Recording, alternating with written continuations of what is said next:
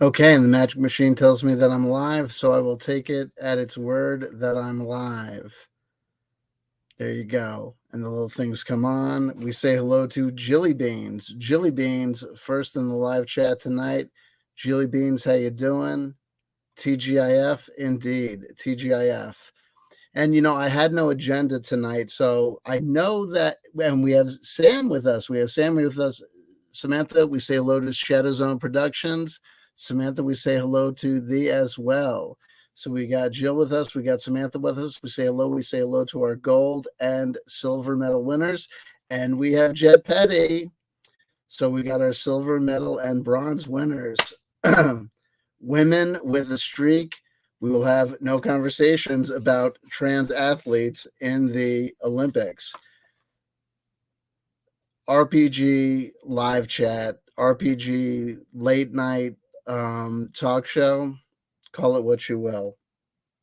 Call it what you will. I had no agenda.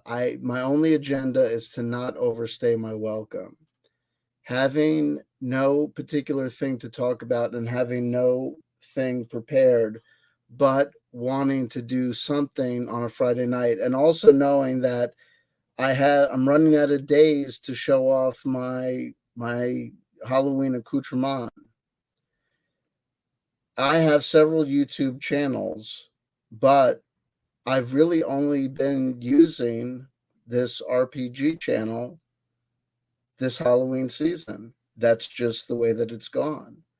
And the nature of the channel means is that not always is the camera facing to show any decorations at all. And I was late picking up the decoration game. So I thought, let me just do the kind of da da da kind of talk show, kind of let's just chat thing. So at least we'll have at least one more day where we can show, look, it's like a thing. Kids, children, you know what I mean? Who wants the candy? It's Halloween. And I'm all out of sorts. My main books that I was working with throughout this whole doing this thing with the Morkborg micro RPG hybrid thing are in my book bag that I left in the car. My life is a shuffle between, more or less two central locations, my office and my, apartment. And so my books, are generally always going, from one location to the next. So, of course, I'm sitting here going, oh, the books I would love to talk about are not here. They're there, but tippy teo tig. The perfect is the enemy of the good. My only desire not being to overstay my welcome. I'm here to say I've got things here from an RPG nature that are unusual. I got things here that are old and classy. I got things here that are new, bright and shiny. I got things here that are unusual and unique. So there are things to talk about. I also think we could play a game. I thought we could play a game of Morkborg Roulette. What's Morkborg Roulette? Hey, look, Spooky's here. Spooky's here. I say hello. Looking back to the live chat, I see we could say hello to Spooky. We could also say hello to Jonaside, who's joined us. Spooky's reminding us that Chanter Vision is 2/3 done. So people that just know me from the RPG channel, and that's part of the reason that I wanted to do this live stream, was find the others. Just because this new space that I've decided to come and set up a tent in and explore doesn't necessarily do things like the old places that I previously hung out in did. Doesn't mean that people here might not like it, so throwing the flag out here, having a live stream. There might not be people here, new viewers, new subscribers, but I do see that there are new subscribers. I do pick up new subscribers lately here on the role-playing game channel, finally. So part of the purpose of doing a stream like this is to say, open up the doors, to say, well, number one, to just say, to always make sure that there's new content happening, that there's something here that somebody could find that maybe it's not their cup of tea, or maybe it is their cup of tea. They could check it out. They could look at it and say, well, maybe not. But then also to say, if they are around on and live, to see, hey, it might not be the norm to do, live streams, in this, community or this neck of the woods, but that doesn't necessarily mean that they can't happen or can't be supported. Anyway, just a little bit of that. But the reason I got off on that tangent was Spooky tells us about Chanter Vision. What Chanter Vision is that I had a career on YouTube prior to Blueberry Wolf Bridge, No Intro RPG. My first channel on YouTube was called CW Chanter for various reasons. And that's where Spooky first discovered me. And their love for my bombastic style led them to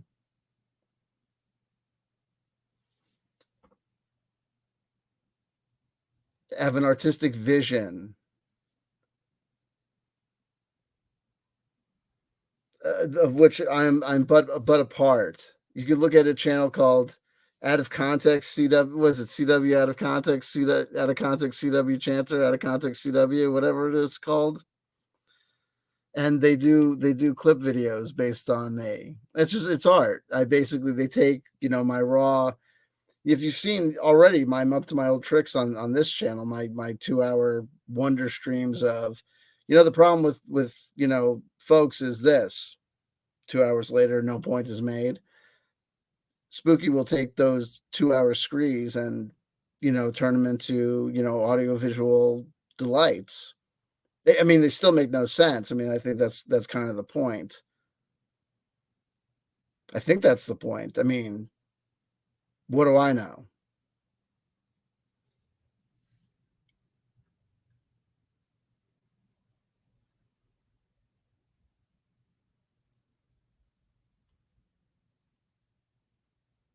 There you go. And we celebrate things before they're done here. Out of Context CW Chanter. You think I'd remember? That's how, you know what I mean? It's plenty cool. Competent attitude. Remember my name. No, I refuse.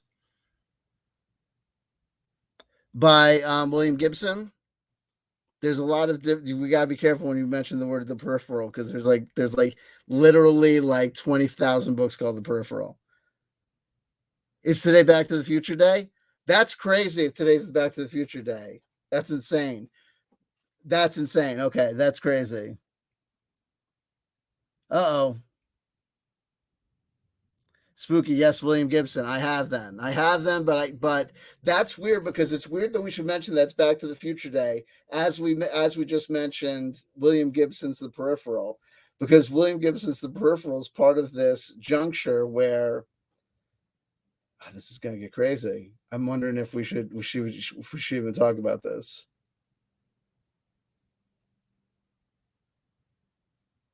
It was precisely in the year 2000. Well, actually, almost precisely in the year 2001, that William Gibson stopped being a science fiction writer and became a writer of the present overnight.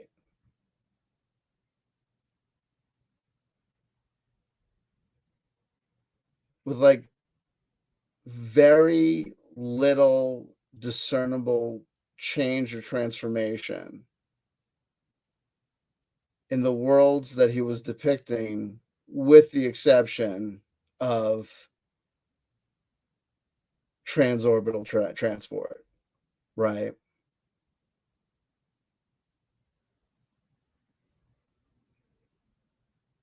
It's exceptionally crazy how just overnight the future just disappeared. But anyway,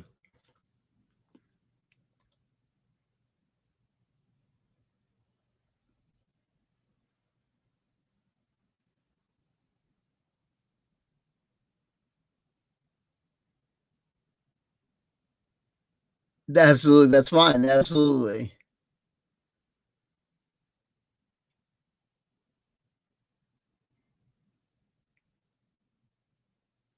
Spooky. Okay, to bump to a Patreon stream. I'm reading it. Would love to talk. I'd have to listen. Okay, so now listen. Okay, so then this is getting into, well, this is actually, so we have to be careful because we're crossing the streams. So we don't want to cross the streams and cross references to Ghostbusters on Back to the Future Day, Spooky. But inside joke time, me and Spooky once danced around.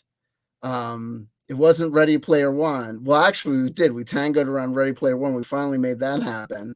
But then what was it? It was the God damn it. What was the one? The other book that I read, that by the time Ender's Game, that I was supposed to read it by the time that you were dying to talk about it. So you had just reread it by the time I read, and you were dying to have me read it so we could discuss it online on air. By the time I read it, you'd forgotten it, so you had to reread it, and then you never got around to rereading it. It was crazy. Anyway, let's get back to it. That's Ender's Game. Anyway, folks, the point is this, is that I've got a rich and deep history. I put a little bit of the descriptions in the description box below. We want to make this an RPG. We're going to keep it back to the RPG channel, though. We're going to keep it RPG. We're going to keep it RPG for the RPG people. RPG. William Gibson. Why has there never been a William Gibson world-centric RPG? They always try and make cyberpunk happen. A lot of ideas people want to play. It seems like an exciting thing to want to do, but is role-playing hacking the net ever really fun? I'm hacking the net. I'm breaking through the code. Yeah. Ones and zeros are spinning by my head, and I'm visualizing it by rolling dice, and I'm translating these numbers into theoretical numbers that are successes of me hacking this thing. And wow, this is like Sudoku. And this is, so many miles away from anything resembling black leather sexy, right? Turn up the techno music to 11, pump it. You know what I mean? Turn on those green neon lights. Fuck it. Alien in a jar. Put it up right next to my head. You know what I mean? It's still like, are those rods going to connect, baby? I don't know. And it's Tetris.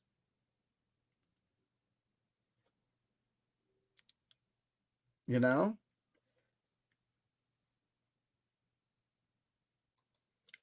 Shadow Zone Productions. Cyberpunk the RPG felt adjacent to the world of Neuromancer, even though they're from separate creators. Absolutely. Well, that's the other thing, is that when you get to a lot of the stuff that's kooky about the whole cyberpunk thing, there are things that when they pop and happen, it's a little spooky and eerie how it all kind of happens around the world in these disparate places, but kind of at the same time, like jazz, like rock and roll, like techno. How, like, it may happen somewhere, but it could just kind of all of a sudden it seems to catch on, and everyone seems to find out that somewhere, someone way over here had kind of almost the exact same idea that someone over here had.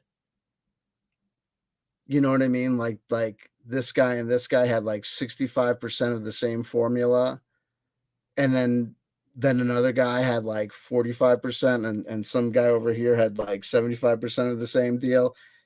And then when you take the whole thing in aggregate, it's like the same thing with zombie horror movies, or speed metal, different like things that happen in metal scenes, where all of a sudden it's like, how did all of a sudden like everyone in the electronic music scene switched over to this revolution at the same time, this evolution in the sonics at the same time, or seemingly like that's how it happened.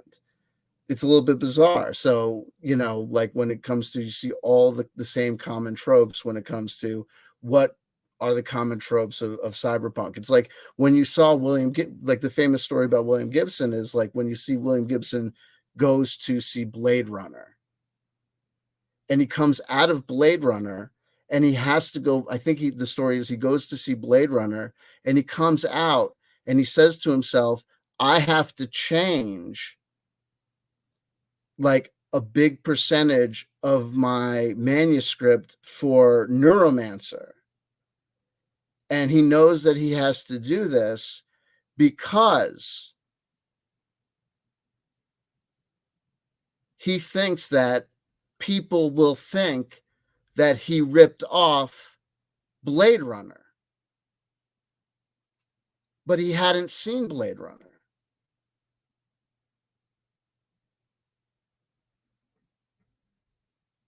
We talk about the whole notion of how is it the kind of wacky notion of like Aleister Crowley kind of thinking up a lot of the same things that H.P. Lovecraft was writing about. A lot of that goes along those kind of those similar lines. Like, why would William Gibson come out of a movie and say, frig, like someone's going to look at this original manuscript that I wrote? Now remember that the surreal thing, some of the surreal things about William Gibson's story about Neuromancer is this: Neuromancer, for all of its high-tech glitz and glamour and all this stuff, was written on a manual typewriter. It wasn't even written on a computer.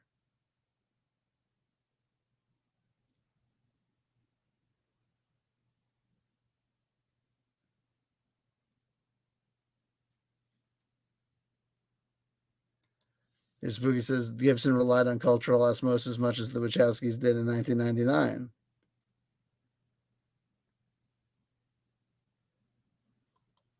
So a lot of this stuff, so these revolutions kind of happen. It's like, who owns it? Like, so it's clear that whatever was feeding William Ridley Scott was also feeding William Gibson,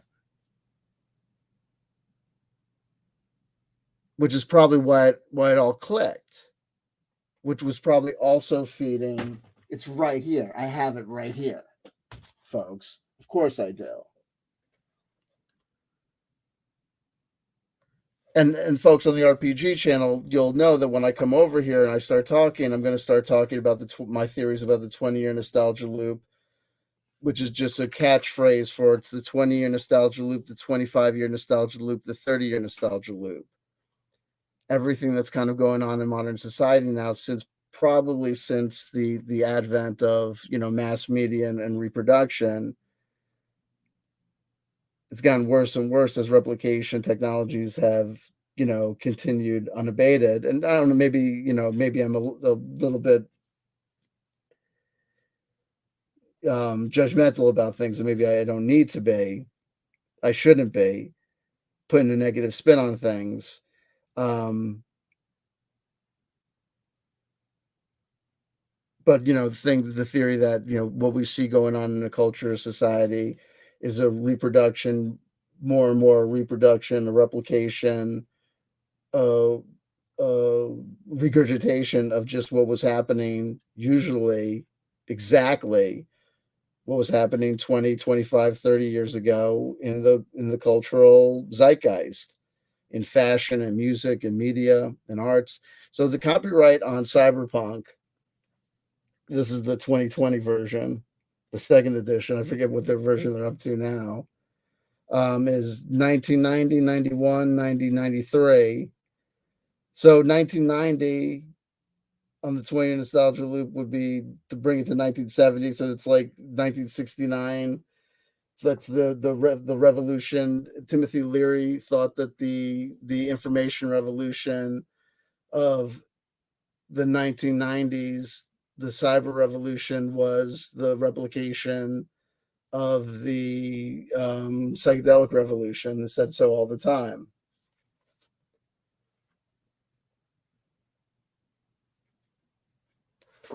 The notion of the going into the net as the new psychedelic experience. And then if we go to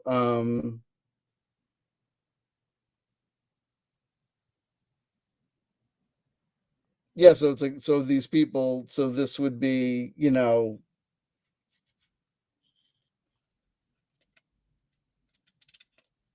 where'd all the bright lights go?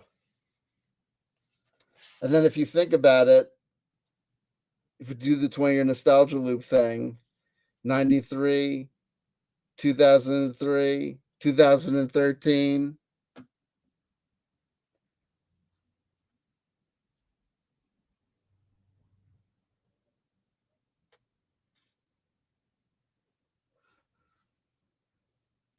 and then 2000 and when did they try to come out with the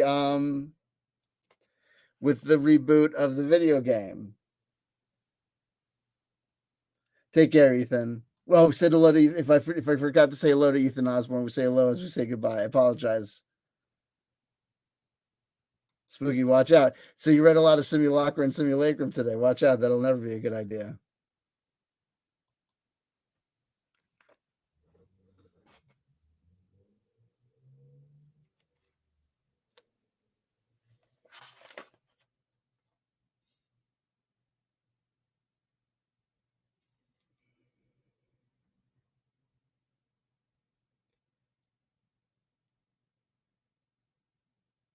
So it's almost like 30 years, and the 30-year nostalgia loop is when they bring back the video game. But it goes to show you the 30-year nostalgia loop. The nostalgia loop will only bring you so far. If you bring back the video game, because that video game was destined, the Cyberpunk reboot video game was set up to be a master hit. They had a master hit on their hands with that video game. I forget what the Red Studios, what the name of the studio was, because they were a prestige developer. They had a reputation based on their production of the Witcher console video games. So they had all this hype behind them for the production of the Cyberpunk 2027 video game. And then it turned out that they, just basically screwed the pooch and botched the job. Shadows on Production says the copy of the book looks pristine. It's a newer copy. I got it from a new dealer. With it, new old CD Projekt Red was the name of the company. Yeah, they new old stock. They fixed the game. Yeah, they fixed the game though. They fixed the game, but now I'm back in the land of tabletop RPGs. So they fixed the game just in time. The next time I see the Spooky CW, see the comment above about quantum tunneling.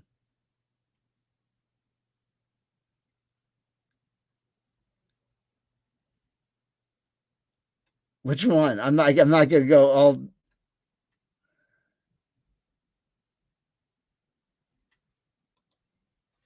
Shadows on Productions. I have a PDF, but never had anyone to play this with. We'd have to simplify it. If I play in games like this, I'm going to simplify the mechanics out the wazoo.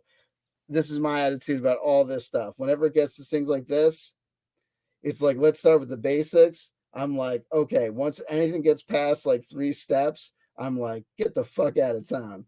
You know what I mean? Like, what? Like, I just like 90% of this stuff. I'm like, yo, I have to like read these things twice, and then I'm like, heavy submachine guns. I look at all these stats and I'm like, 3d6, that's damage. Okay, 3d6 damage is 3d6. Got it. Whatever this 200 millimeter thing is and $500 cost, fuck that shit. I'm going to get 50 gold P and the pieces, and that's what we're going to say that is. And then 4d6 is the damage, and that was the data I got from this weapons list. Thank you, Cyberpunk 2020, for your data. 4d6 for the Steimer SMG 21 machine gun. All that other data, that seems complicated. Fuck that shit. Nope. But I like the pictures and the memories. When we thought that this was going to be the way things were. Oh, man, you have no idea. Oh, God. You have no idea. We really thought the world was going to change. You have no idea. Oh, God. We had no idea what was going to happen. Oh, Christ. Jeez Louise.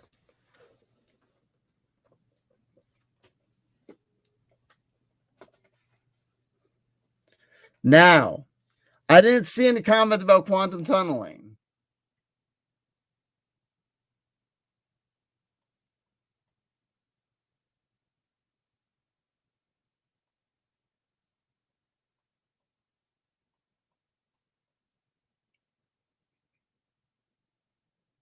Oh, with the hello, the elephant in the room. I said hello to the elephant in the room.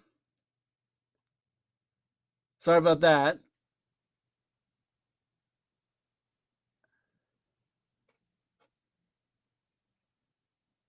Ethan Osborne asks who's worse, Stephen Greer or David Wilcock. Well, that's not the place to talk about that. We're never going to talk about that here.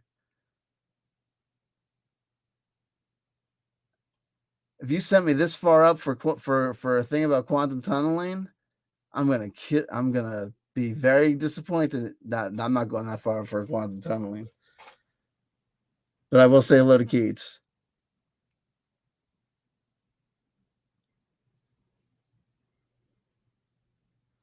You son of a gun.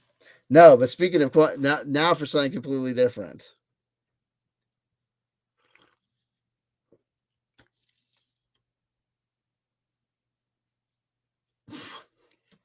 Fool me once, shame on me. Shame on you. Fool me twice, shame on quantum tunneling. Listen, hold on. You punk me once, it's a particle. Punk me twice, shame on the wave. Your mother. Now look at this. What is this? Reboot the tabletop RPG program guide. Say what? Here's a little segment. I'm not, so says you. Schrodinger's comment. I'm not looking. Roll D6. It disappeared because all I know is this. Reboot the tabletop RPG program guide. You can get this on Amazon for $5. I looked at this for $5 and I was like, this looks like this is something to joke about. So I was looking at this and I said, well, I had an idea and I said, I thought in advance that I might have a call to do a show like this, like a kind of informal talk to the audience, chat them up kind of role-playing game talk show type thing. So I had my eye out for wacky things. And so when I saw this, I said, well, this has got a wacky thing, all of it. Because I could tell from the Amazon at like average, the space that it was something was for Casey, something was up with it. And sure enough, this has got bootleg written all over this because it's got hyperfan written all over it. I don't think it's a work of anyone. I don't know what's going on with this thing, but it's made by Dead Pirate Magic, apparently. I can't tell you anything about the rules. I haven't gotten that far with it. I certainly haven't played it yet.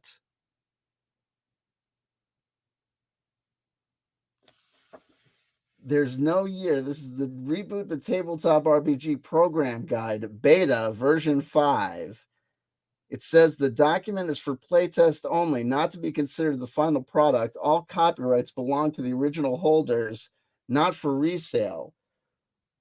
What copyrights? What original holders? Because this certainly is not, there's nothing that would indicate that this is anything to do with the actual legit, and I'm not a fan of Reboot. I know what Reboot is. I know the computer, the little cartoon. By the time, I mean, look, they say here, it says, what is Reboot? Chapter 0, the basics. Reboot is a computer animated action adventure television series that originally aired from 1994 to 2001. It holds the unique distinction of being the first ever fully computer animated show, having run 3 seasons on TV, plus 2 direct-to-DVD movies, which comprise a 4th and final season. A reimagining sequel called The Guardian Code was released in 2018.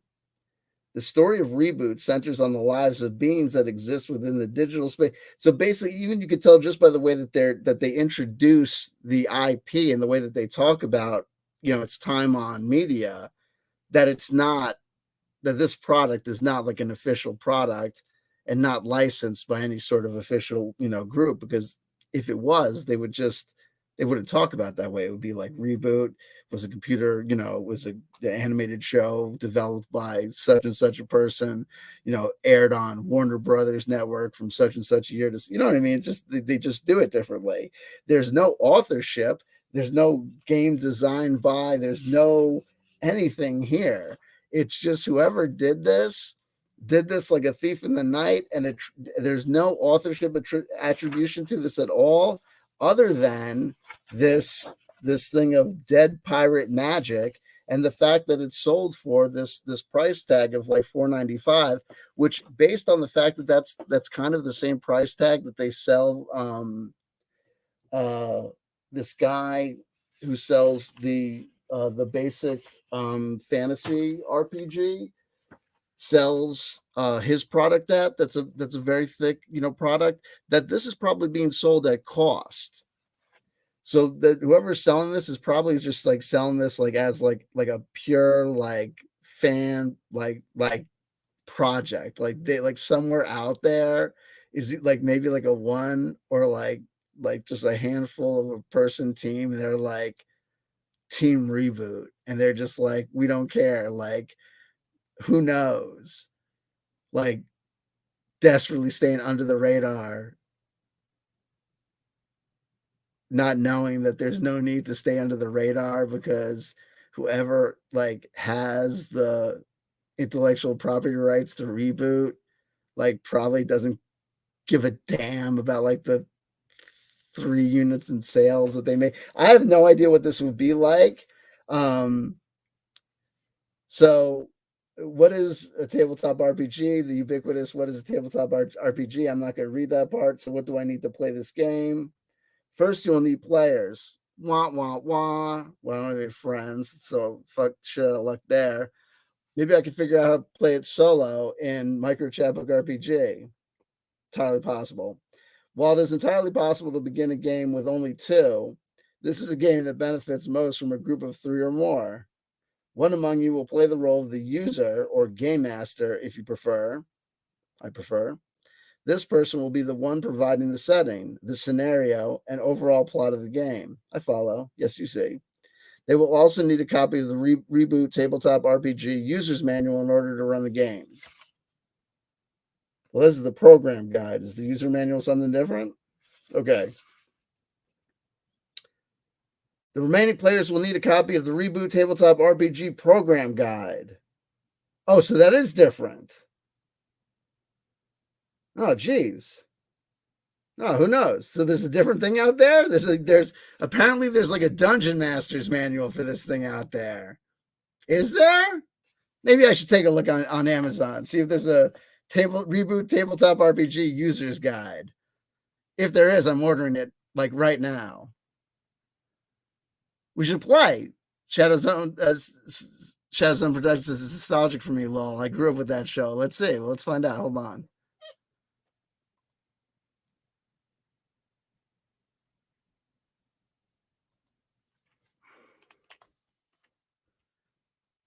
Reboot RPG. Reboot program guide. Got that. Oh! There's an author. There's an author attribution.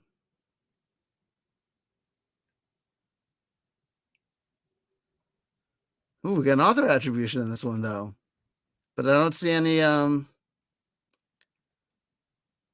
don't see any. Oh, geez, Louise. They wouldn't write a review.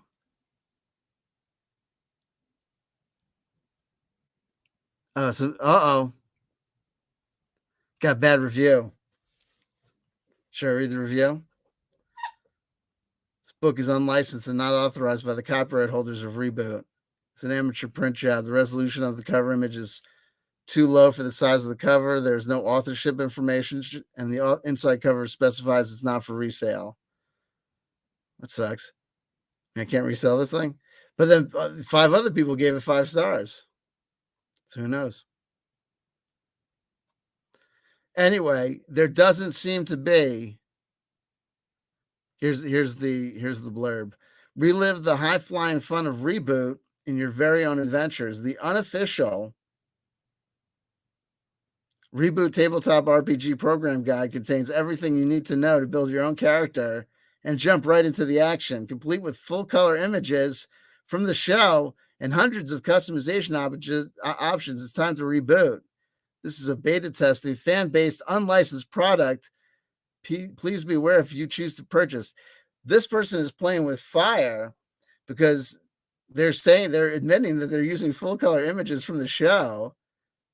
But then they say it's fan-based and unlicensed. Jeez, but then this is also Amazon basically just like allowed them to type that admission of using pirated information and product stuff on their platform. But this goes right to, I did something, nutty the other day, and I owe this guy an apology, this guy, Donald Weiss. Because there's another guy in the Tunnels and Trolls community, a late individual by the name of James L. Shipley. And apparently I got my hands on some of James L. Shipley's products from Amazon. And the problem with James L. Shipley, who's no longer with us, is that James L. Shipley was a notorious bootlegger of Tunnels and Trolls materials. And when I had some of the stuff that I got from Amazon, I said, look, I noticed in the reviews of some of this material that, it's been suggested that this individual, it may be a bootlegger, there's a problem with it. And I had noticed that some of the art was art that I had recognized from this individual, Donald Weiss. So I said, I don't know if this individual is also this individual, Donald Weiss. And that was a reckless statement for me to make because it turns out that this guy who was a bootlegger, I don't know if it was this guy, Kraga Khan, who was the person who I referenced whose materials I had. It might be because Donald Weiss seems to use his own name willingly and as his own material, and this other guy seems to be willing to take people's stuff, willy-nilly. The point being is that Donald Weiss is not this individual who takes people's stuff willy-nilly, and it was reckless of me, and I didn't want to make the implication that he was this person.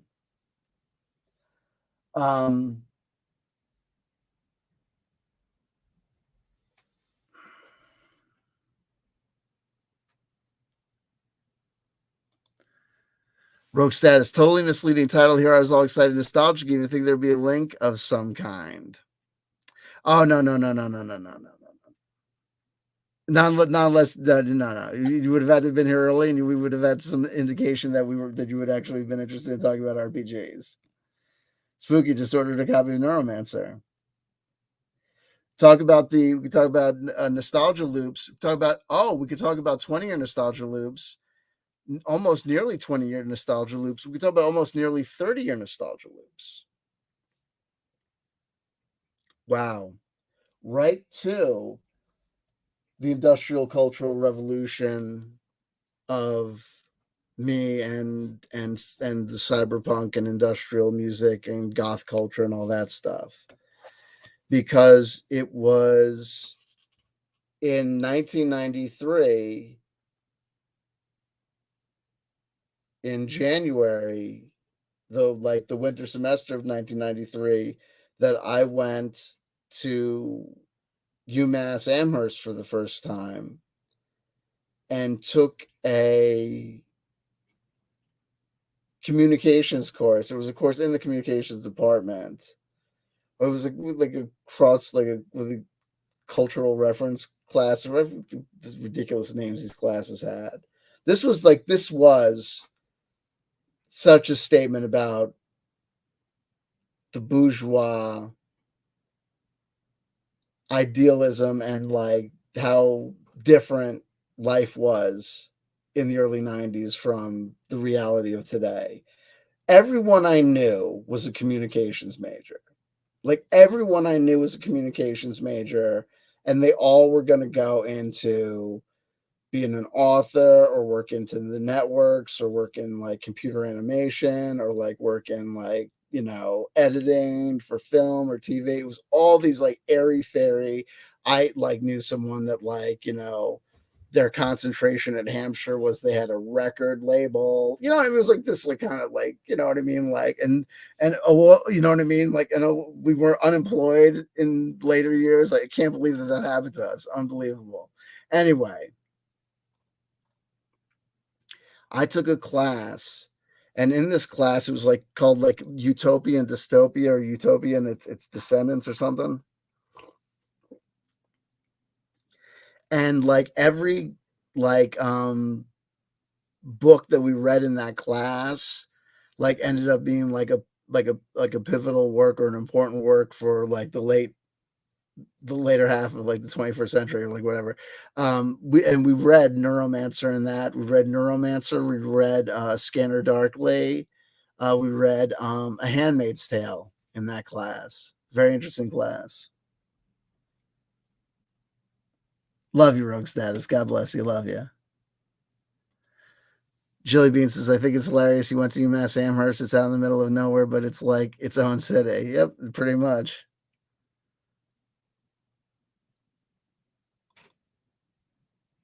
There you go.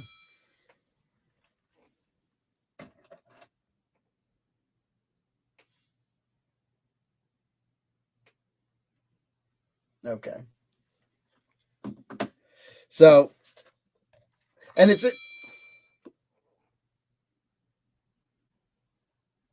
okay. I think I have to go. Actually, hold on. Spooky, did Neuromancer influence the creation of the internet at DARPA? I doubt it, because the internet at DARPA would have been way influenced by like already like the the cybernetic culture that influenced the internet was already probably deeply established by like 1962, 1964. But I just want to notice about how I made the decision that to ugh, I picked up this book for our wacky discussion way before I knew that we were going to have any discussion regarding this. This book was just on the side with all my other endless pile of RPG stuff that was going to be either talked about or not talked about, just is here because I keep everything piled up.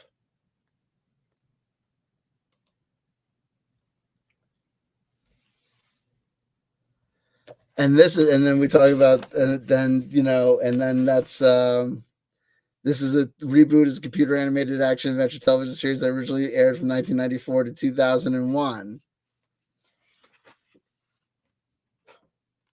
So there you go. There's another 20-year loop. Yep, there you go.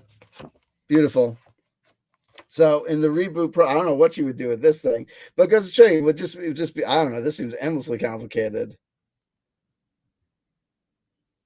I'll come back for a review. I love this. The main thing I love about it is I love cheap ass. Talk about 20-year nostalgia loops. I love these. My latest fetish is these the craptastic 1993 CGI graphics, the Lawnmower Man-esque low resolution PS1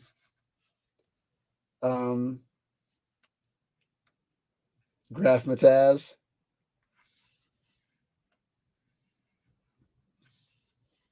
So we talk about things like this. So we talk about, one of the things I could talk about when we talk about this is this.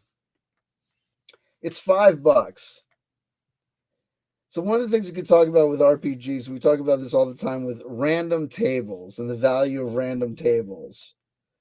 You'll often see books on sale on Amazon, on DriveThruRPG, these books of random tables, $8, $9, $10.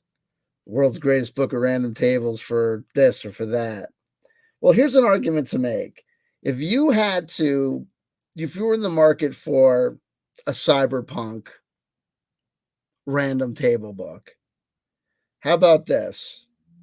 Save your $8 and instead spend your $5 on the Reboot Tabletop RPG Program Guide, because it might not necessarily be built to order as far as random tables. But if you've got a pen and you're willing to mark up your precious $5 purchase, you'll be able to turn this into a set of random tables pretty easy. I dare say. That'll be cyberpunkish. Or there you go.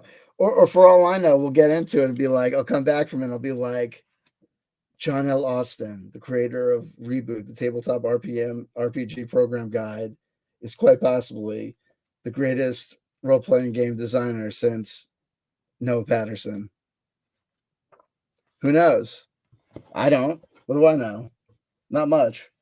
So I thought every time we do one of these informal kind of shows, I could do one of these, wackadoo. Look what I found on Amazon. Can you believe that they called this a role playing game? For all I know, I mean, it just seems like all of these things. I mean, definitely you could tell that the person put a ton of work into it. You can totally tell that it's properly formatted. At least as far as I can tell. I mean, if it gets down to it, I mean, you might read through it and be like, well, this is word salad. This doesn't make any sense.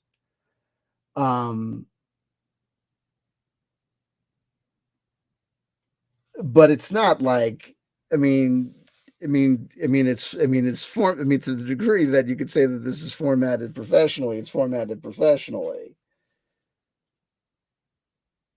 I mean, I'd have to go through it, in more detail to tell you. I mean, look, it is what it is. It's obviously, bootleg. It's obviously, wackadoo. It's obviously, an anomaly and a thing of a peculiarity that I don't think will be of much interest for anything other than that. I'm not expecting to look over anything like these spells and expect them to be anything other than. I'm really not expecting to this to be anything other than. I'll tell you. Let me tell you something. For for a while, until it was absconded by some individual. Actually, I should say some individual absconded with it. I had in my bathroom a copy of Stephen Hawking's A Brief History of Time in Japanese. I don't speak Japanese.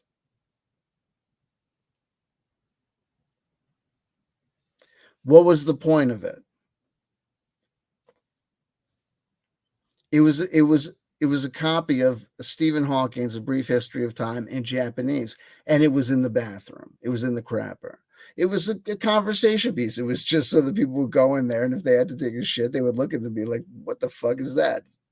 Stephen Hawking's A Brief History of Time in Japanese?" Like, you know, it was like, you know what I mean? If you saw it in Japan, you'd be like, whatever, because it would be like, what? But it was at my place, so it would be like, why does this guy have it? You know what I mean? It was just a thing. That's all this, you know what I mean? That's all this. If there's any part of me that thinks that this is ever going to be anything more than that, I'm lying to myself. Right? I've never watched Reboot. So the notion that of all the games that I'm actually interested in playing, you know what I mean? Like Dungeon Crawl Classics is the size of a fucking phone book. It is. I don't have it on me, but it's the size of a goddamn phone book. You could kill somebody with Dungeon Crawl Classics. You could kill somebody with it. You can look at this thing and know that it's like it's War and Peace. I don't know how this jackass wrote it. Right? I don't know why he did, but he did. God bless him. Goddess bless him. You invented a tool for war. People can kill someone with your book. Are you proud of yourself? Jerk. Anyway, could have written something small that people could only injure people with. Anyway, joking. Anyway, that's something that I'm motivated to want to read, and that would be a job. So you think I got, and I'm 40, listen, I'm 47 years old. I got time in my life. You think I'm going to actually like read this? No. So I could be like, hey, look, check this out. What is this?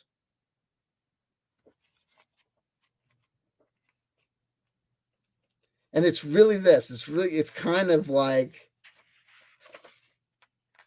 it's really at this point, it's this. It's all this for me.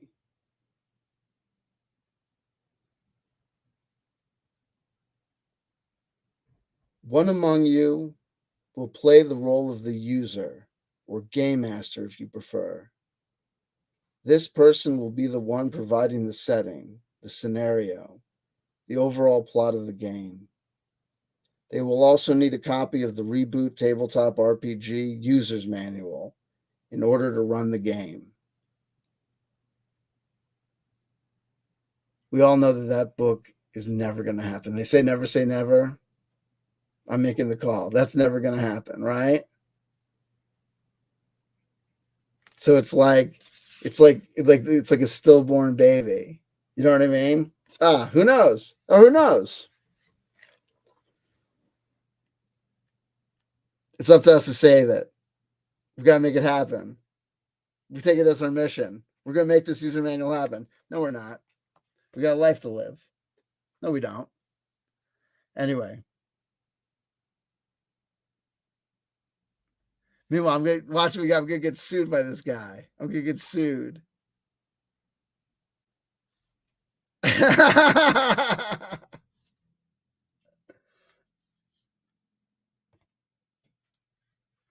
going to get sued by Reboot the NFT. What else we got? So we got that. Oh. So we got something. Oh. Let's see what we want to do. Okay. If I'm lying, I'm dying. Card pull. We need the card pull. But I'm wondering, so we did something unusual. Let's do this. Okay, that'll be, yeah, let's just do that.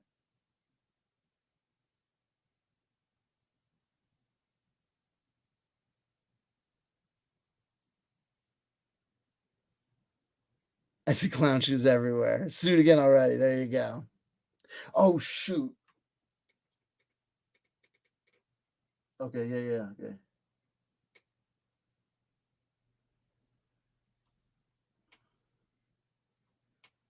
Give me a second. Hold on.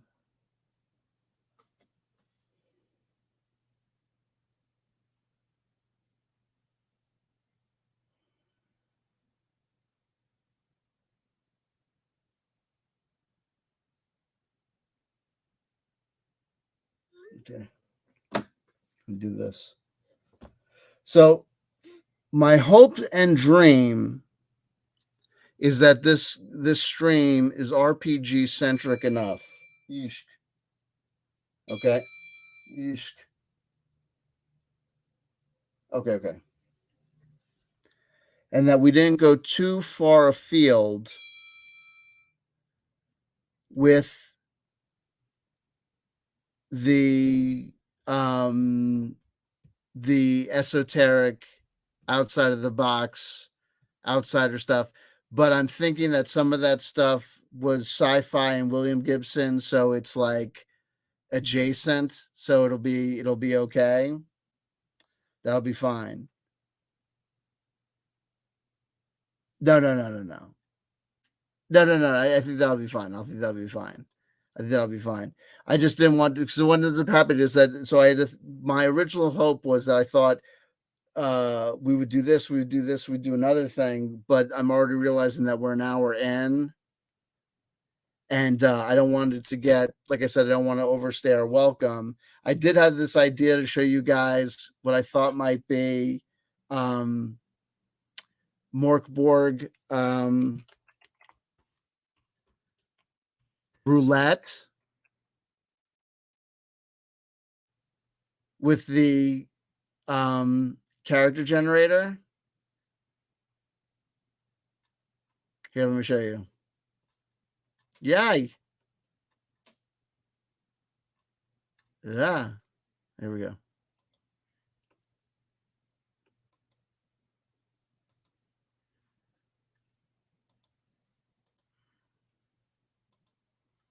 So here I have the website for Morkborg, the RPG that I'm currently setting up a solo playthrough for, like not an extended solo playthrough, but I just want to kind of, we're experimenting in playing it in the framework of micro RPG, kind of running micro RPG as the kind of danger room. This is weird. Yikes. Oh, the way I have the web page set up, it's just scrolling. I want to go down. Yes. What is this? What is this? What's happening? What is that? Okay. Okay. Here's Morkborg content. So here we go. So there's rules references. So if you guys want to, if you go over to Morkborg, if you just go to morkborg.com and then go to Morkborg content, they have a ton. This company is kind of famous. The Swedish, I think they're called the Stockholm Cartel. I think they're the authors, or the kind of the creative team behind Morkborg. They're kind of a modern, kind of pro community content company. And they put a lot of their stuff out there. So if you guys are jazzed up on my conversations about this, you should know that their rules reference you can get and download for free. They got the character sheets here for free, for very cool character sheets. And the bare bones edition, you can actually get the rules. You can actually get the book. The book that you've seen me with is like the crazy experimental art piece book that's kind of hard to read. That's nuts. But you can get the plain text, you can get the plain PDF for free from them now. You just get the PDF free. Just go to their website and you can get the book for free. How you like that? But now here's their Scumbirther. This is what I wanted to show you. For those of you who either hate paper or are really in a hurry, Scumbirther is the official Morkborg character generator. Just click away. Take me there. Perfect. This is what I want to show you. Here we go. Did it update, or do I need to hit refresh or something? Thanks. Oh, wait, I have to show you another. I have to go to a different. I wonder if I have to do this. I wonder if it'll do it. If I have to do it, if it'll refresh. So this is actually, if I go to the content, if I go to the actual, this is one of this is what a if you go to the content, the character generator, this is what a character looks like. The background will either be pink, this nauseating pink, or white, or black, and it'll be one of the, depending on how you set it up, you can either enable the fan created content or disable it. If you enable it, you'll get extra different classes.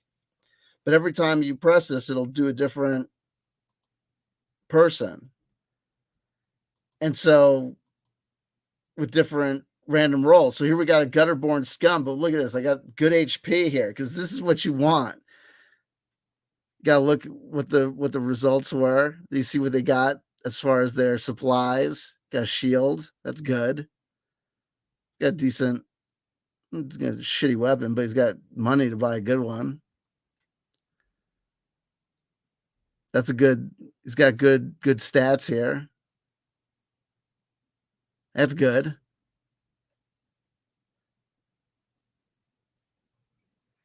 Oh, let's see something.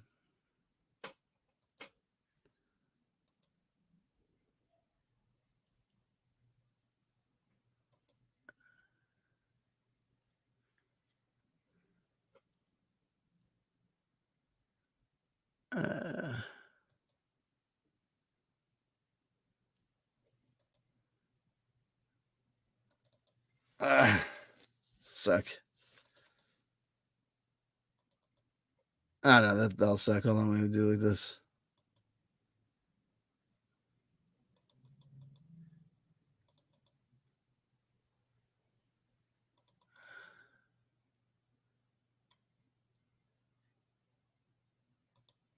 It's gonna suck. Oh, I'm gonna do that.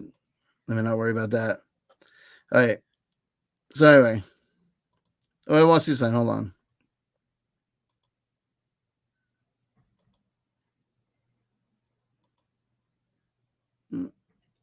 Hold on.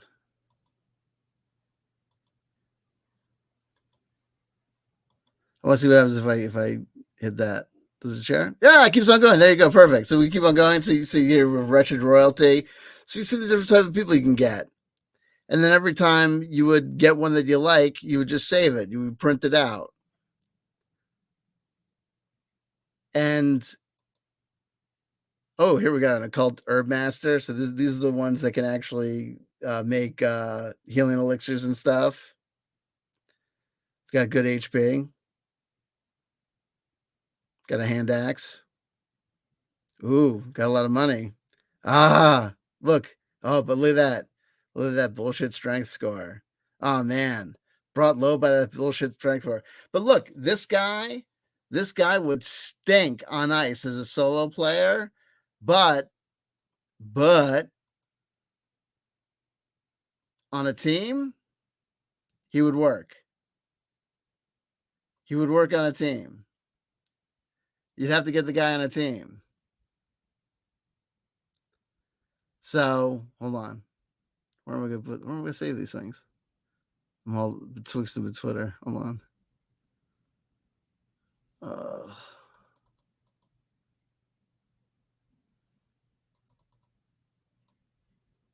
Here we go.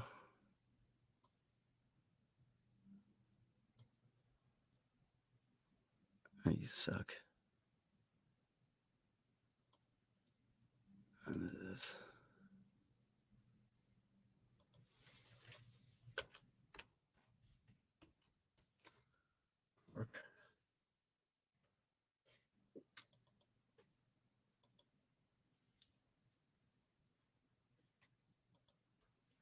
So you can see, we say goodbye to rogue status. Take care, my friend. So you see that? That's what we could do.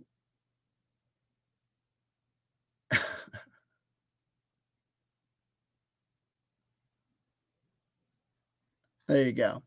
So that was something that I thought we could do as well. We could do let me see. So I'm gonna do this. Let me do this. Let me do this with you guys. Let me do this until I get hold on. Because the reason I keep on stopping sharing the screen is I don't want you to see me what you would call it save, because I don't want you to see me like my root directories or whatever. You'll all try and steal my try and hack me. Here we have another gutterborn scum. And again, I keep on concentrating on these HP scores, but look at this strength. Oh man! But you'd want your gutterborn scum. This is like your thief kind of character. You'd want him to be able to like cut somebody, and with like that low strength, oh man, I don't know. So I like your hit points, but hit points are not going to do it all. Now look at this guy. So he's got 6 hit points. He's got a better weapon. I'm waiting for someone exceptional. We already have an occult Erdmaster. Forlorn Philosopher.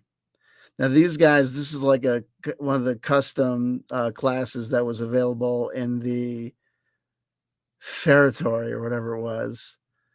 So this is like a new kind of special power, the Ochre Tablets. This is meta alchemy. What does this do? The user may transform a container of liquid one of the following ways. Transmute it into 2 doses of red or black poison. Create the Loathing of Valak. The imbiber rolls a DC 16 toughness test or jumps from great heights. Transform poison to water or wine. Oh, geez. So what am I going to do with that in the context of the kind of playthroughs that I do? Nothing. There's like jack shit.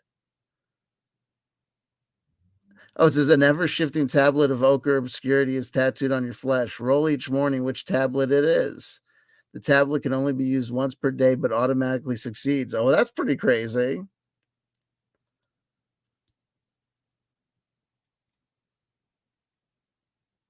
So they could be any one of these things.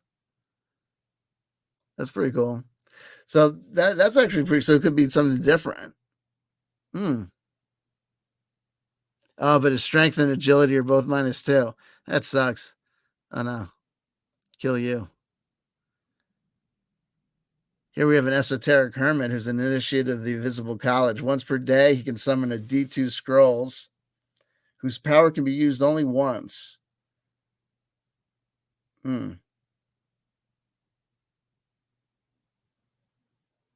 Once per day, he may summon like up to 2 scrolls. They can only be used once.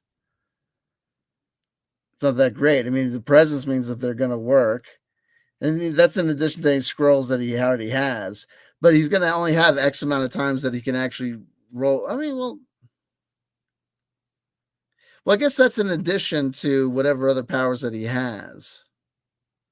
So I guess he basically has additional powers. I guess that works. And he's got good strength. Yeah.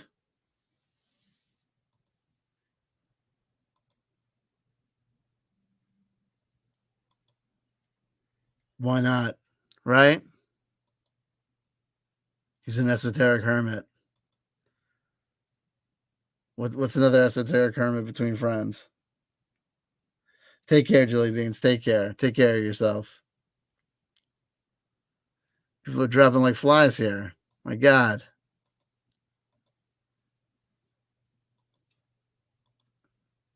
They're dropping like Morkborgs. I'm losing them like Morkborgs here. Okay. So we have so far we have a esoteric hermit, and we have the occult dabbler. No, who we have? We have that what do they call him? The tincture operator of ne'er-do-well. I don't know. Forget it. The guy that makes the not a heretical priest. We'll forget who he was. Here's a heretical priest with 5 hit points, -1 strength. I hate that -1 strength. List of sins. I hate that that power. That's a ridiculous power for anybody. Here's one that acts kind of like a cleric with this power. The crucifix can be used in encounters with the undead as well as lesser trolls and goblins. Check morale to see if the creatures bow and kindly remove themselves. That's pretty.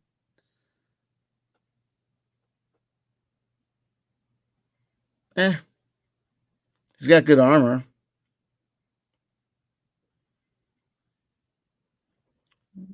Doesn't strike me as exceptional. Doesn't strike me as lovely. Here's this guy's got bullcrap strength. So who cares? Ugh. 1 hit point. Who would love you now? Who would love you now?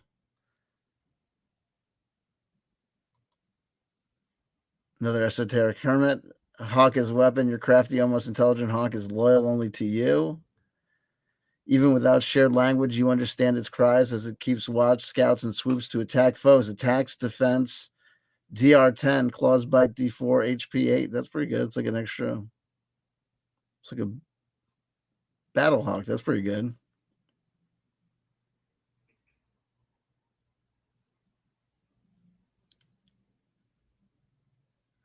Oh, and you got the scroll, Enochian syntax that lets you take over something. If it works, you have this levitation power that I hate because I hate levitation because I would never use it.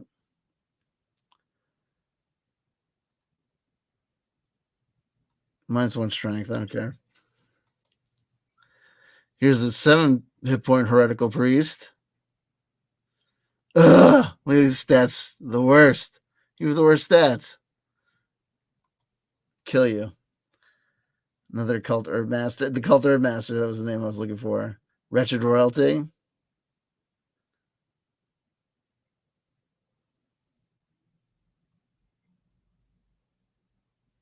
This one has the horse. The wretched royalty has this good horse. Barbastar.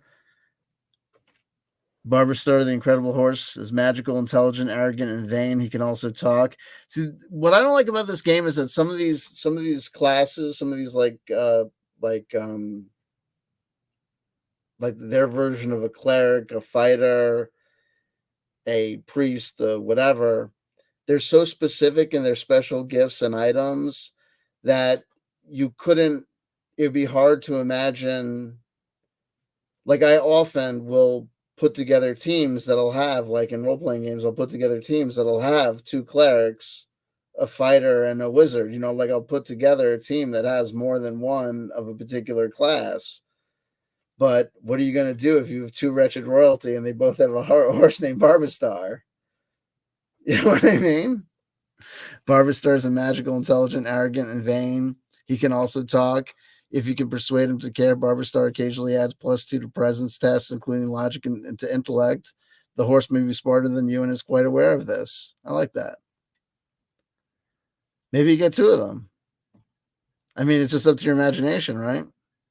You also get the dog. Ooh. And you would actually need his help for the presence test because you got bullcrap presence here, wretched royalty.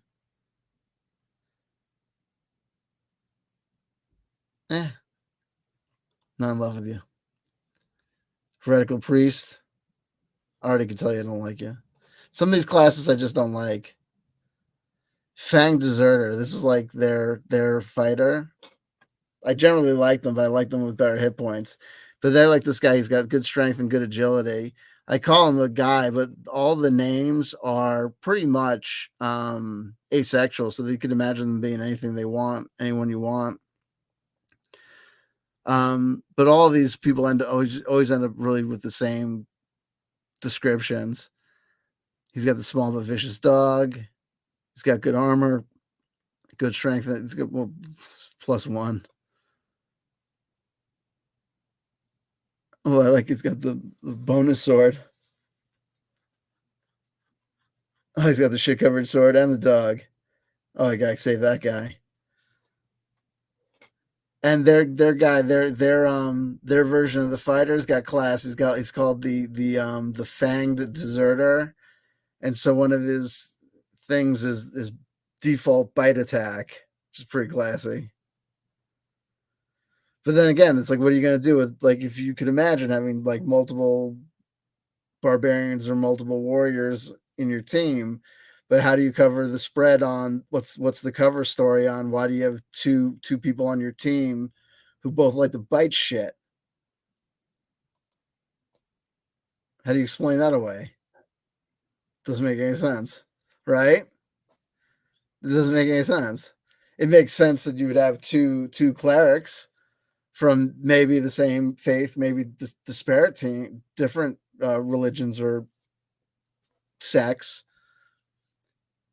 It makes sense that you'd have two soldiers from different units and or the same armies. But it doesn't make sense that you'd have two fighters from different or the same army that both like to bite people, who both have always had one trusty ally throughout their entire life, their teeth. Right?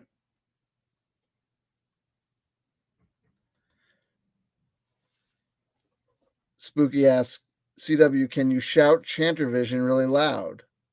Yes. Yes, I believe that I can shout Chanter Vision really loud. At least I should think so. There's no reason to believe that I can't.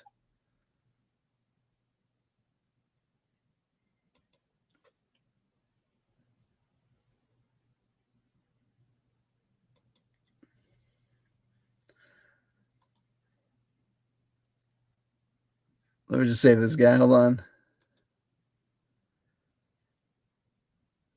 So I have, what do I have? I have an esoteric. I have an esoteric. I already have one of these guys. Shit. And they gave me, did I already save this asshole? I think I already saved this jerk. I already saved this guy. Okay, sorry. My apologies. They gave us another Fang Deserter.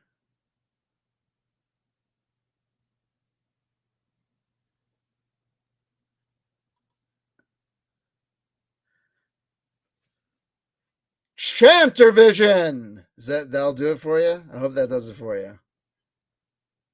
Unfortunately, when you do this, this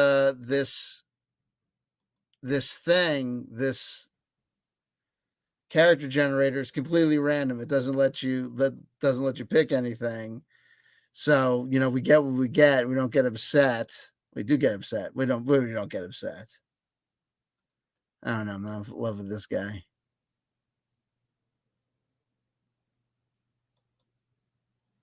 Oh God. Forlorn Philosopher. Ugh.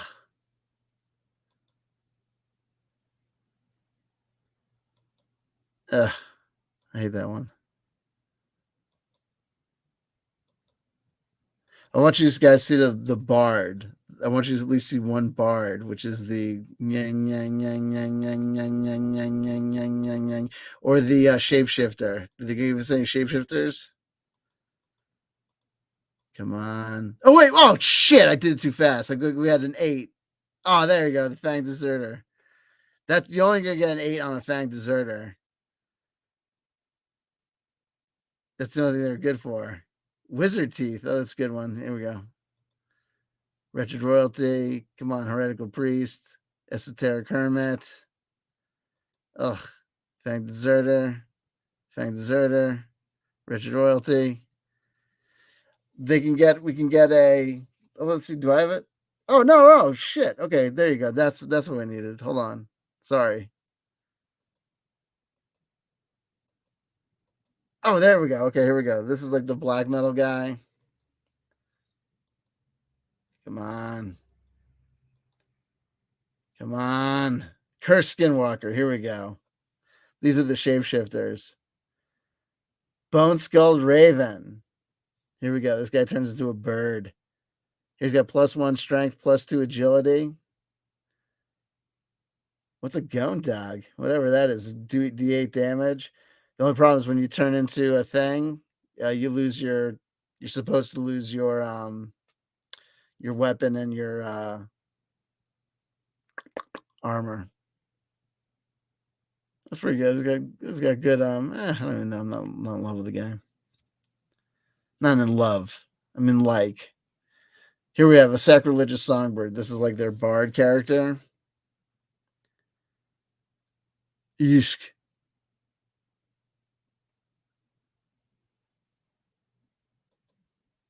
I love those stats. So anyway, you can do this all day. Here we have the pale ones, the crazy ones. Anyway, so there you go. I thought that was another thing we could do. And they also have a dungeon, a random dungeon maker. Here we go. And here's if we look at the random dungeon maker, it's a very simple thing. But here's the thing that I could show you. All it does is basically give us some words. So if we click to enter this, you press click to enter, and it gives you the name of a proposed dungeon, the Ditch of Terror. It gives you the status of the location. It's still active. What's the imminent danger? It's a lethal mechanism is about to activate. That's your motivation to go there. Who or what dwells here now? An exiled troll king now twisted by hatred and rage. What brings you there? Love, believe it or not. The entrance, it's an impossibly large door, guarded by a tangle of withered tendrils. They come alive. Distinctive feature, blind hermit firmly rooted in the ground, spreading his vile corruption. And there's the description of 4 rooms. Okay. Now, knowing what we know about room generation in Micro Chatbook RPG, we can take a lot of this stuff and use it as some of the flavor text for that roadmap. Cracked sacrificial altar, black nails strewn on the floor. We could take that description and we could take that black nail strewn on the floor, and we could take that and use that as maybe the impetus for one of the conditions for the status ailments that affect one of the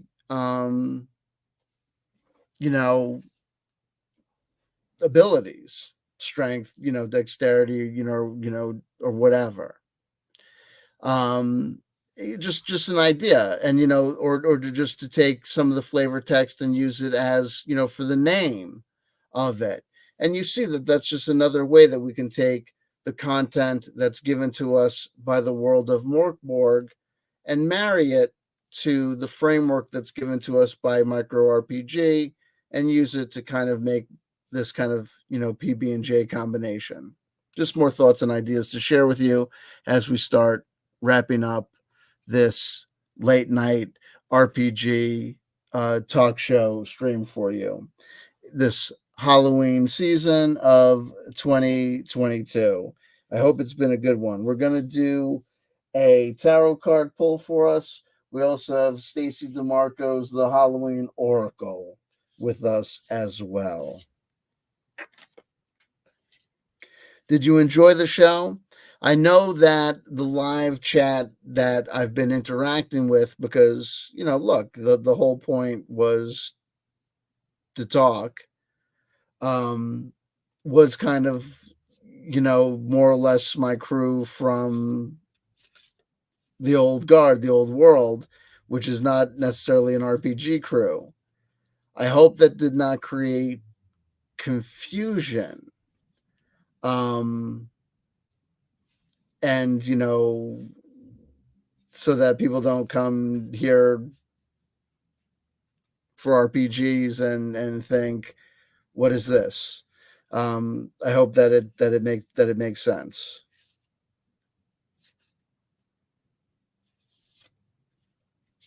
Okay.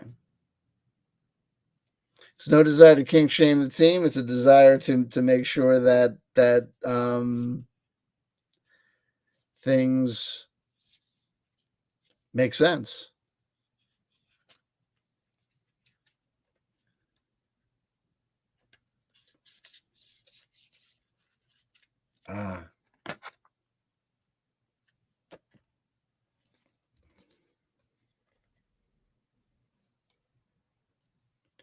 Vampire. Emotional intelligence. I am not familiar with the Halloween Oracle by Stacey DeMarco. I purchased it last Halloween season with the full intent of bringing it out on one of my uh, probably the I am the one who works here now backup YouTube channel that I do a lot of tarot and stuff on. And just it didn't happen last Halloween. The cellophane never came off the deck. But we got to it this year. So vampire. This is my first experience with this card. Vampire. I'll hold it up for you. Hopefully, not too much glare. Get enough of it. Emotional intelligence. The deepest, the coldest, the craving of the blood, the hole never filled, the longing like a flood.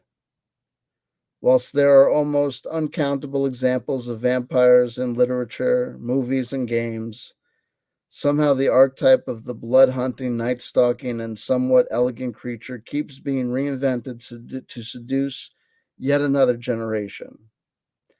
Although the beautiful and somewhat desirable vampire form doesn't really begin to enter the public consciousness until the mid-1800s, the idea of a human feeding upon the very stuff of life is very much older. The Egyptians, Sumerians, Indians, and the Balkan people all have mythos containing vampire-like creatures.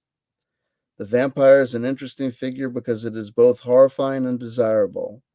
Having someone want us so much that they desire to be that closely linked with us does feel good, until we realize there is nothing much left of us to give.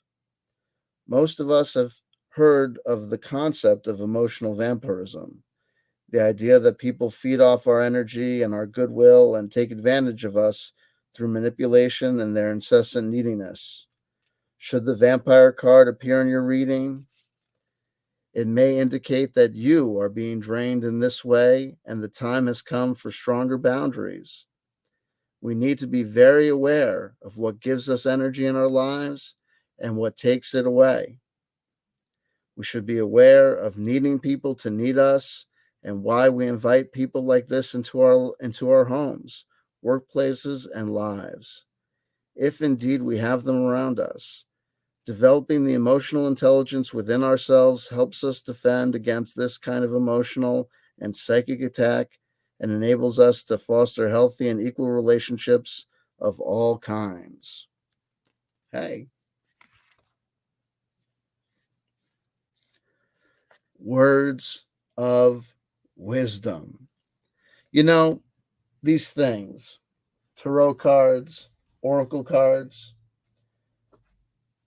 I'm system agnostic when it comes to any sort of belief about a metaphysical ether connecting all things, making all things so. I don't know what it means to predict the future. I don't know how things work.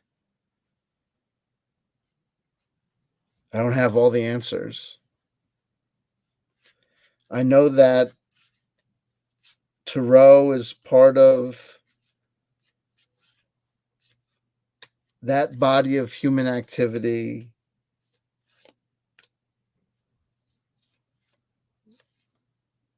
it's just part of human spirituality. It's like divination practices, like psychics, things that people do.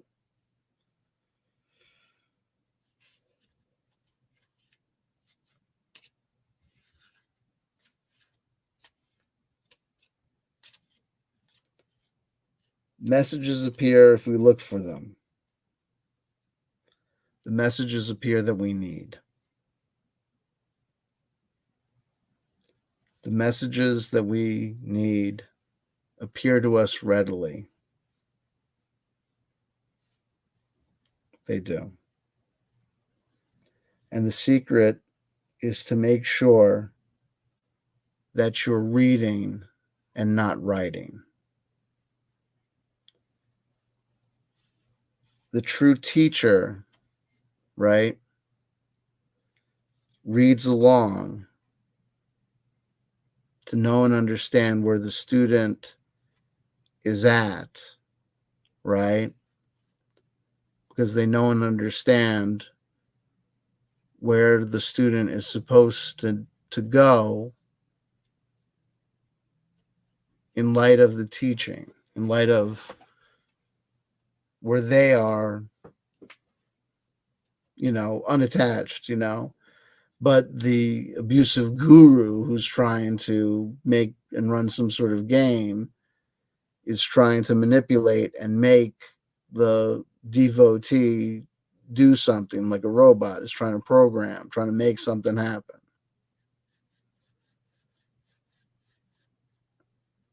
The true tarot card reader,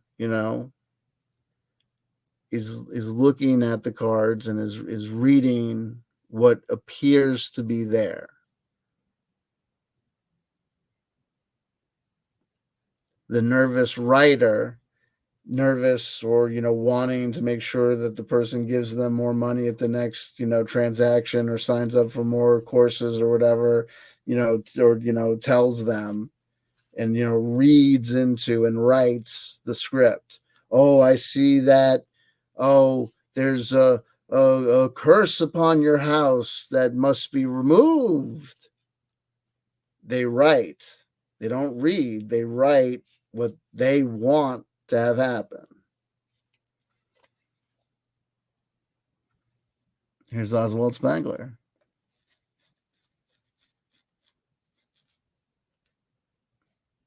with a quote. I like my gurus dead so that I don't fall under their spell. You can fall under a dead guru's spell.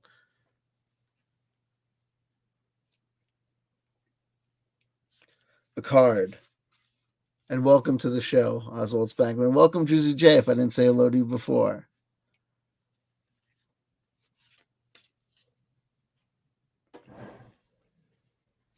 A card for tonight's stream.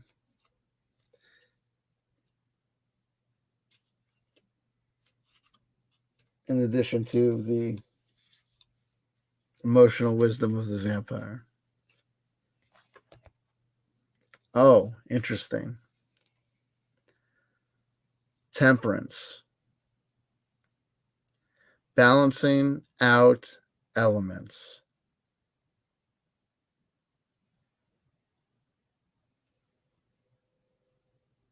Watch out.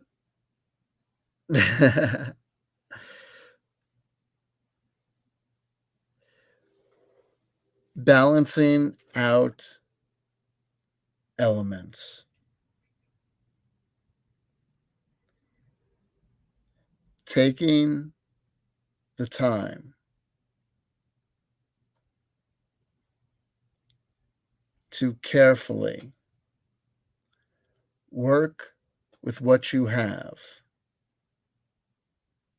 to make what you have workable.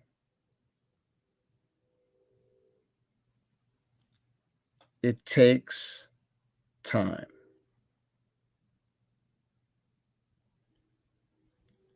It takes work.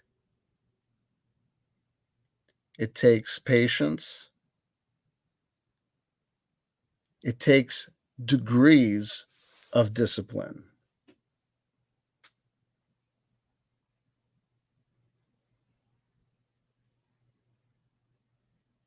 It takes degrees of self-control, and it's a process. And when we look at the themes of the vampire card, and we talk about emotional intelligence, and we look at the fact that when we looked over that text, so much of that text talked about the fact that we needed boundaries from these emotional vampires.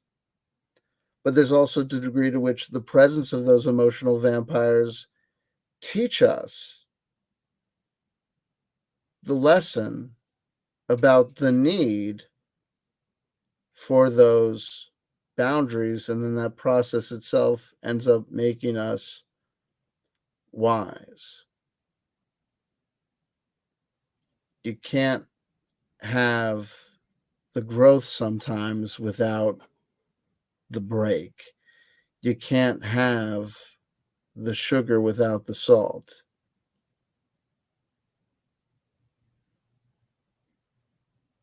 It's like the wisdom of the bruised knee.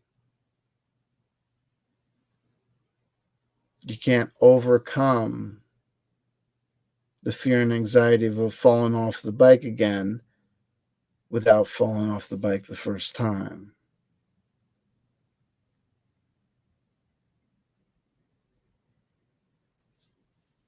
But like these opposites being balanced out in the temperance card, the zombie and the survivor, and somehow the miracle cure being derived from the study of the two or the interaction of the two.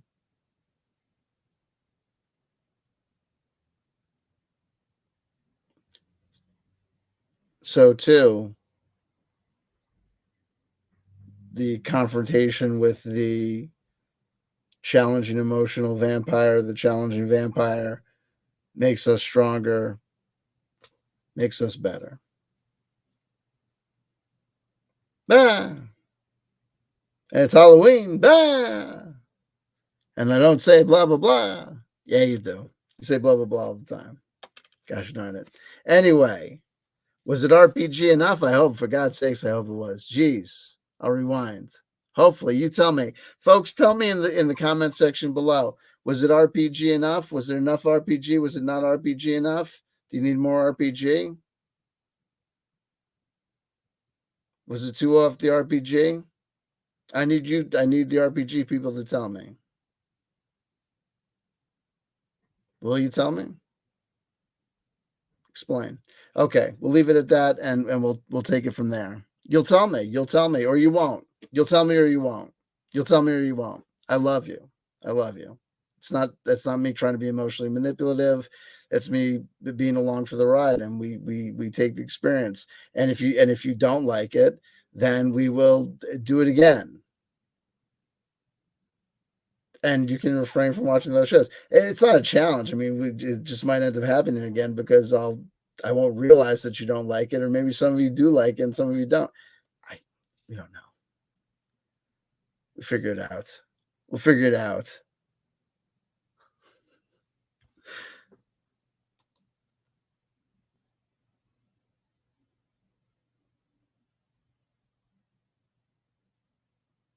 You're the best, Homicide. I couldn't have done it without you.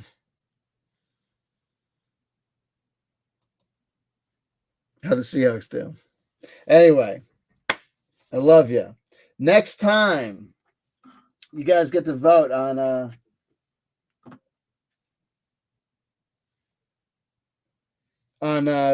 next time we did this time when we did the weirdness of we did the reboot program guide for the strangest RPG thing I found on Amazon. Maybe next time it will be Panty Explosion Perfect. Maybe. Or maybe it won't be. Yes, Panty Explosion Perfect. Welcome to Adarashi High School, where schoolgirls with deadly psychic powers do deadly battle against bloodthirsty ghosts. Demon princes stalk the school halls, and the only thing worse than losing your soul is letting your grades slip. 4 to 7 players, supernatural action comedy. That's right, it's a role-playing game. Apparently, it's playing Panty Explosion Perfect. It's a game of Panty Explosion is a series of scenes that tell our student's story, with each scene focusing on one student and her goal. It's Panty Explosion Perfect. Lord knows I want to play by myself.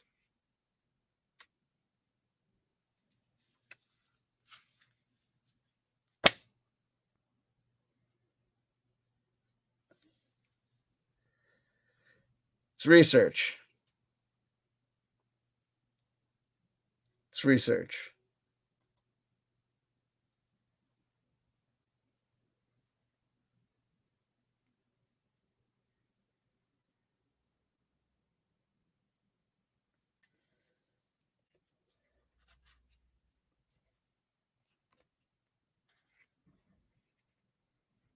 Now, somewhere out there,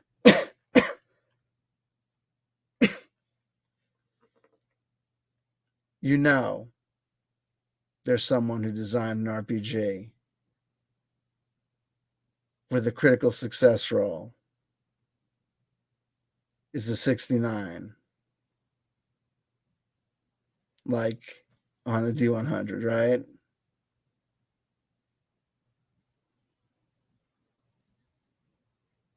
You know that's out there. Where's that PDF? Okay, it's called Fratmaster USA. The dice explode on a perfect score of 69. How'd you guess, dude? It's called Party Master USA. That's not what it's called, but anyway. Okay, whatever, dude. The show's over. Listen, I love you. The show's over. I love you. You're awesome. I don't know. I would never mess with those. Alternative reality games are like, let's play 3D glasses, the walk around simulator game. I have no desire to do anything like that. But anyway, I have no desire to talk to you anymore. Listen, I love you. I've overstayed my welcome with myself. It's an hour and 41 minutes into this thing. I'm not doing this on this new channel. I love you. I love you. You're the best. You mean the world to me. You do. But good night.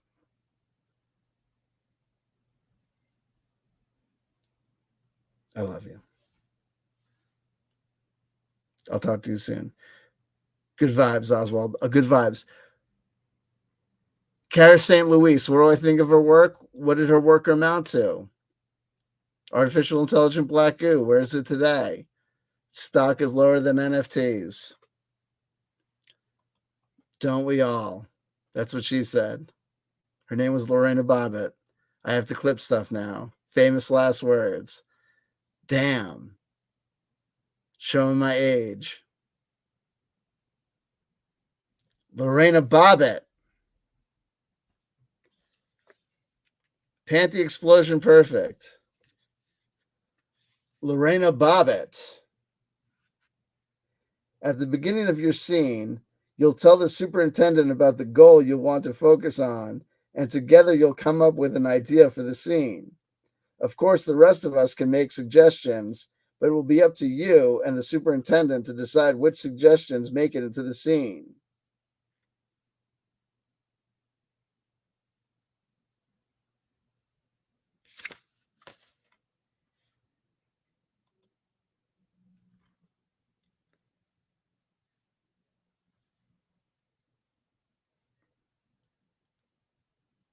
Bobbitt.